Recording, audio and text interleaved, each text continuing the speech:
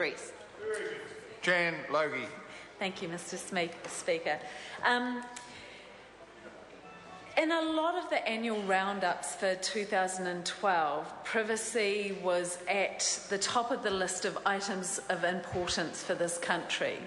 And the Privacy Commissioner plays the critical role in terms of this country's basic protection of privacy.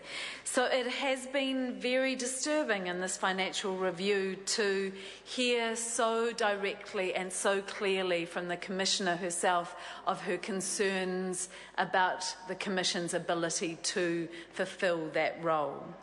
The Privacy Commission's baseline funding has remained static, as has already been said, for the last 8 years.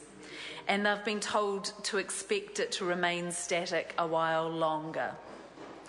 They have funding of around $3.5 million a year to fulfil all their functions, except that they've told us they can't. They've told us that they do not have the capacity to do everything, and they are having to prioritise.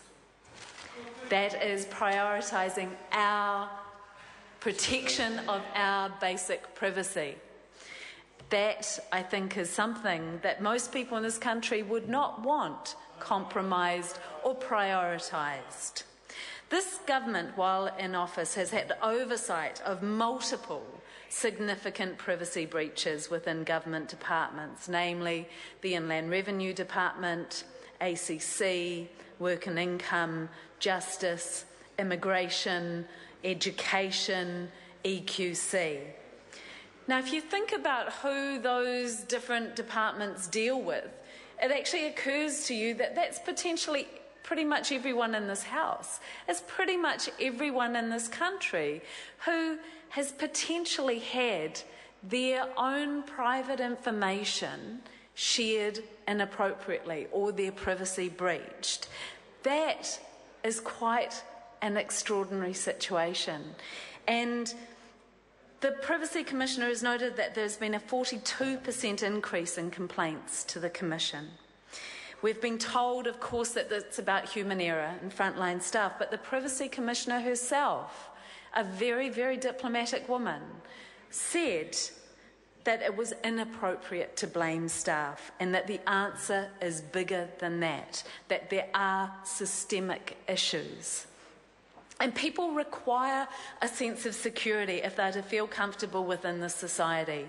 And one important facet of security is the capacity to control information about oneself. If we can't control information about ourselves, it's very difficult to operate in this world.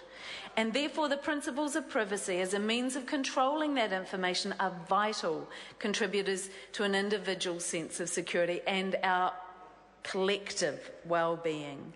And also, the Privacy Commissioner pointed out that it's also incredibly important for our economic development and security, because transactions, businesses can increasingly being done online. And there is an element of business and information sharing that happens in that engagement. And we need somebody with the resources to be overseeing that, to protect us and our economy. So, what has this government's response been to what I think can pretty fairly be said to be a systemic crisis of privacy systems? Well, they've decided to continue to freeze the funding to the Commission, to our knowledge, and they've introduced new legislation with increased legislative responsibilities for the Privacy Commissioner without an increase in funding, and they've decided to establish a new government data hub. Now, the new legislation, you could say, has some good elements to it and increase the protection of privacy. But unless there's somebody who's resourced to be able to actually secure that, you really have to question what the value of it is. And you could say that a government data hub is a great idea on lots of levels. And there was discussion on this just this morning on national radio. But if there is no resourcing of the Commission to properly input into that process to ensure that the systems are secure, that privacy is central in this process, then again, we have to question whether our rights and our information is being adequately protected. Alfred Naro. Speaker, the wonders and the beauty of Select Committee is that you get the checks and balances of the different views, and I want to acknowledge the view of Mr Little over there.